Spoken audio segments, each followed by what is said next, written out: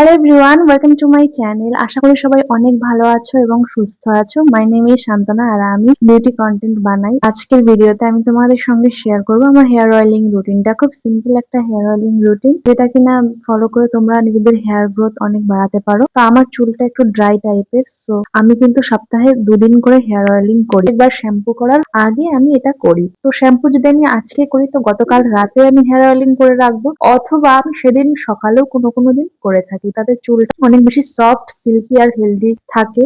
খুব সিম্পল এবং লিমিটেড জিনিস কিন্তু আমি এখানে ব্যবহার করবো। সেজন্য আমাদের প্রথমে প্রয়োজন একটা বাটি, আর বাটির মধ্যে কিন্তু আমি নারকেল তেল ব্যবহার করছি। এটা কিন্তু নিহার ন্যাচারালের নারকেল তেল। তোমরা নিজেদের পছন্দের যে কোনো নারকেল তেল ব্যবহার করো। তারপর ব্যবহার করছি আমি এখানে একটা ভিটামিন ই ক্যাপসুল। এটা যে কোনো ওষুধের দোকানে অ্যাভেলেবেল আছে। যতটা পরিমাণ নারকেল তেল আমি ব্যবহার করছি, ঠিক তার অর্ধেক পরিমাণ ক্যাস্টর অয়েল আমি এর সঙ্গে মিশিয়ে নিয়ে ভালোভাবে কিন্তু 2 মিনিটের জন্য একটা গরম জলের উপরে এই বাটিটা বসিয়ে রাখবো। তারপর কিন্তু চুলে মাসাজ করব। এভাবে হেয়ার অয়েলিং করার ফলে কিন্তু আমার চুল পড়া অনেক কমে গেছে আর দ্রুত হেয়ার গ্রোথ হচ্ছে।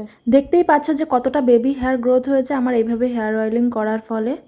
So finally it's done. আর এখন কিন্তু আমি চুল আঁচড়াচ্ছি না। তেল লাগানোর পর এইভাবে আমি একটা বান করে নিয়েছি। এভাবে রাখবো আমি ওভারনাইট। তারপরে কালকে কিন্তু আমি শ্যাম্পু দিয়ে চুলটাকে ভালো করে ধুয়ে ফেলবো। Thank you for watching this video. I hope it helps. দেখা হচ্ছে পরের কোনো ভিডিওতে। ততক্ষণ সবাই ভালো থেকো, সুস্থ থেকো। টাটা।